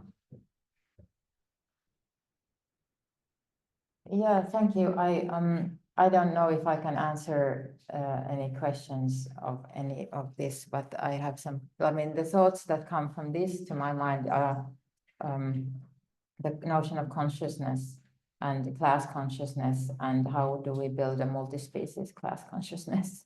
And maybe the non-human animals don't build you know, they're revolutionary subjects already. They don't need to, like, they know this is not good for them, you know, probably. But like, how do we, and maybe that comes back to, like, it's not policy necessarily. I mean, policy is needed, but that there has to be some different way of relating to the world. And then in that sense, like, I don't at all dismiss any of the work that's been done in the fields of, you know, academia and arts and posthumanities and multi-species work, and, you know, all of that. That's more like affect based and experiential and experimental. That's like super important.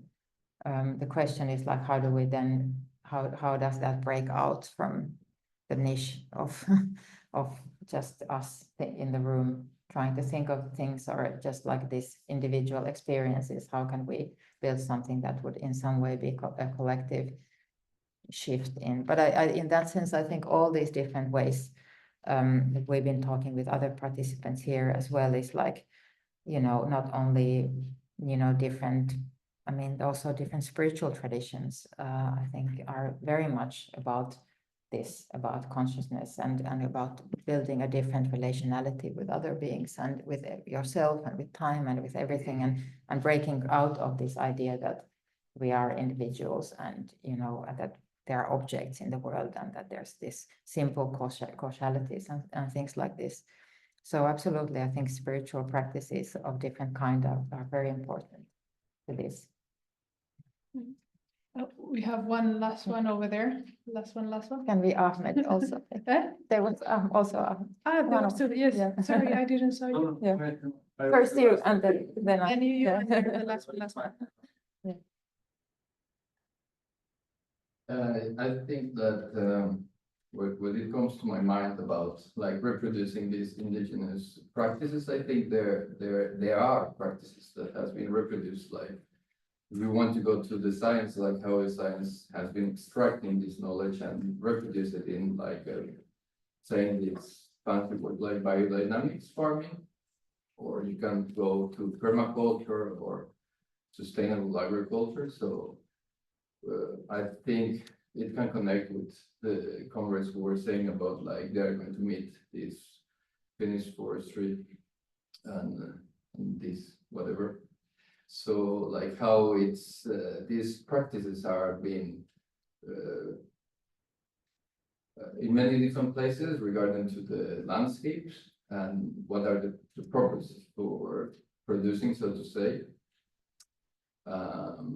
But I think that the reproduction of this capitalism and intensity for trespassing the carrying capacity of the different landscapes or biodiversities is, like, overwhelming, and based on this economic system is, like, exploding, and connecting with this complicity could be more related to the consumerism, how we can avoid or how we change these patterns of consuming so that it could push us somehow this intensive torture, so to say, to consuming these kinds of processes. So as well, like, how to organize in a way of resisting this oppressive system of consuming as well, because we believe that we don't have any options, so to say, and we must carry on with the trend or with what the system is offering. So, like, and how to understand that different people or processes are in different scales, and where we can fit in, and if there is a possibility that these processes are already going on, and what we can learn from this as an alternative for this oppressive torturing systems. So I think that there is a lot of possibilities, and I think about this Marxism where I mean, if looking, because you mentioned this Federici, Silvia, so thinking about this decolonial or anti-colonial ideas. So like Marx never thought about the nature as a core production, maybe just like the prime product, like is transformed by the working class, but not as the nature as part of it. And as maybe natives or original people, First Nations consider like the nature as a part of themselves, they don't have like these differences in the language, like the language is not separate as society or thing. So it's their conception of cosmovision. Cosmology is just like it's part of everything, and they are part of the environment, so to say. So like they are not separating them, and of course they will not get, well, I mean, nowadays it's mixed, like different animals and species. We have transformed the landscape so much that we have all kinds of disruptions in nature, invading species or exotic species. But how we can maybe adapt to these transformations and profit from these species, which are probably bringing a disruption. No, and maybe we can start with ourselves in that sense, because we are the most oppressive one. No, so I was just thinking about these connections, and that there is a lot of answers here already, or like possibilities, no, among ourselves. Like we listen each other and share these ideas. I think it brings a lot of common knowledge. So, Absolutely. Yeah, just maybe. Do you want to respond? Well, I can just quickly say, that yes, absolutely, and I think definitely there are so many, I mean, existing practices, like you said, that can be, and I mean, there is a Red Nation, and there is a lot of also like indigenous left movements and ways of thinking of beyond like property relations, and that anti-colonial work is absolutely, I think, central to this. And there's a kind of, I feel like there's a sort of, a divide also between these movements that I, described here and the anti-colonial movements, and that are, I think, not, that they wouldn't need to be, pitted against each other in that way. For example, the way in which cattle was like it was colonial warfare. It still is colonial warfare, and to frame it like that, I think there's a really big possibility for a joint sort of movement to resist this as a colonial warfare, an ongoing method of land grabbing and dispossession. So absolutely, there's a lot of things that can be. It's not like there's just a, and capitalism, of course, is colonial, like it's the whole project is colonial at its core. So those movements need to go together. Yeah, thank you. I was actually thinking, I don't have a question, just something going in my mind when I was thinking about resistance.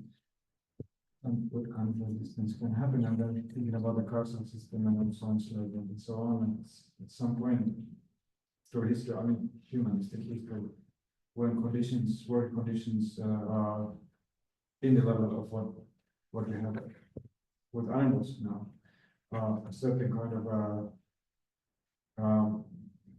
appears certain kind of, I don't know if we can consider like a resistance, but some kind of a suicidal or attempt of resistance that happens sometimes, like something that you kind of kill yourself and kill the other. And we can see it in animals in the sense that all that live, I mean, during our century, most of the pandemics are coming from the working conditions of animal farms that are like the best laboratory with a human interference or without human interference to to develop some kind of a monsters, which is animal as well, that turns against everything, against the system, against the subject, like whether it's human or not human, against all life, and kind of treats everybody equally, in the sense that it's affecting in a very harmful way.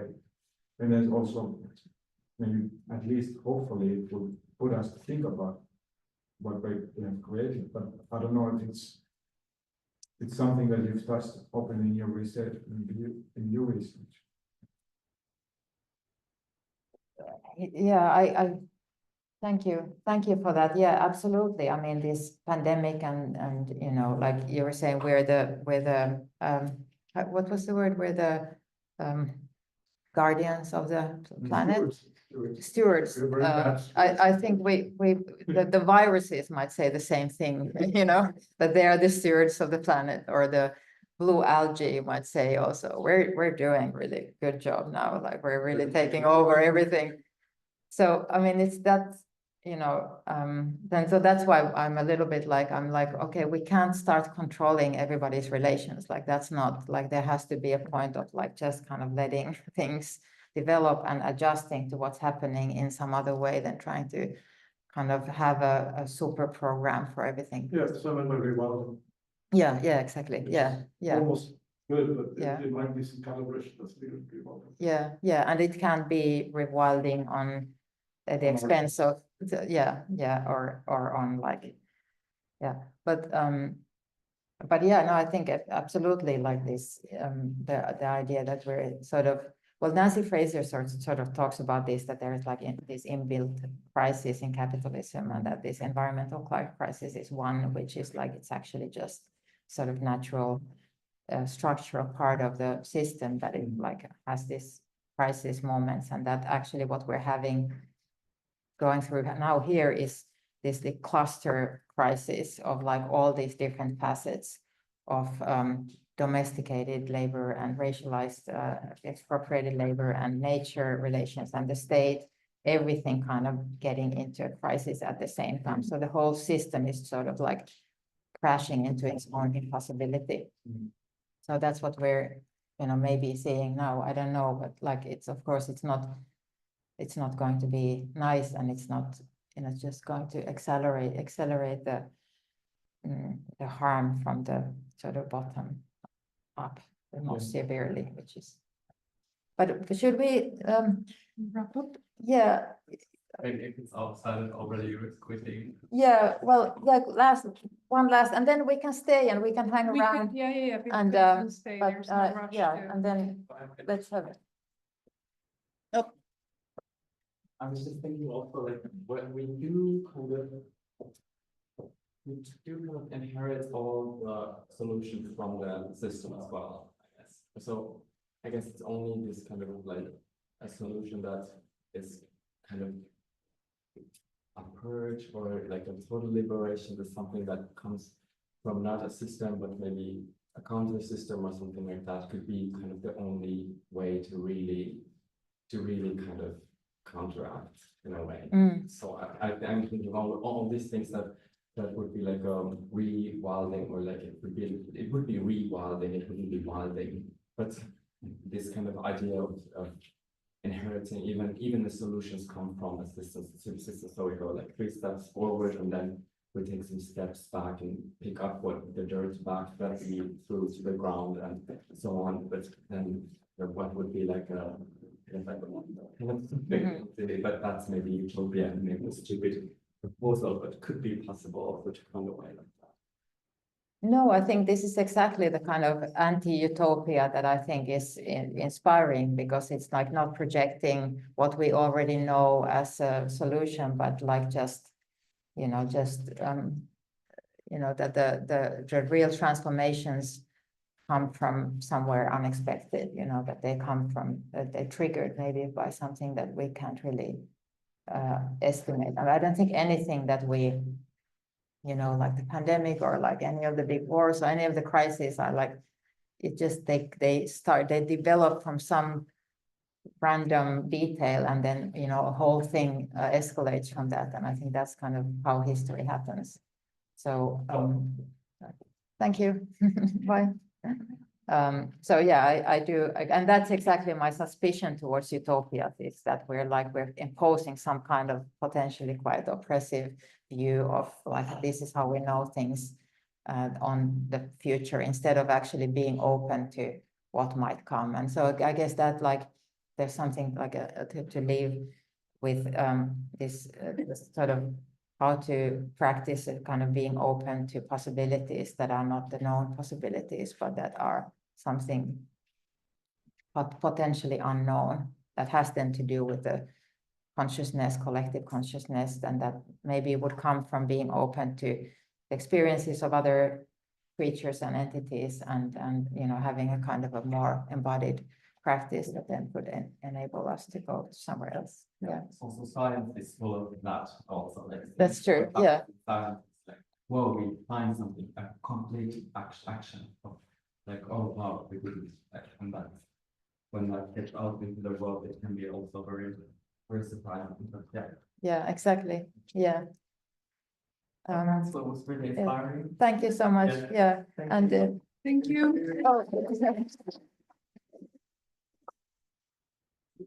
and well, thank you everyone for I really enjoyed, and everybody who came on the Zoom, and hope to continue these conversations and develop these ideas further, and see how your own works are developing. So, and I'll give it to Giovanna. So thanks everyone, and we feel free to stay around. We have still some tea, and conversation can continue just informally, but we will close the session now. So thank you. Thank you. Thank you. Pleasure. Pleasure to have you. Thank you everyone online. See you next time. Although we didn't see you, but Before you, yeah, there's still, yeah. before you Almost none, close, but- can I just let me just Well, put myself, no, I don't want to say anything. Just, can you mute me? Huh? Can you mute me, or? I cannot mute you. Can you mute yourself? You can just mute yourself. Yeah.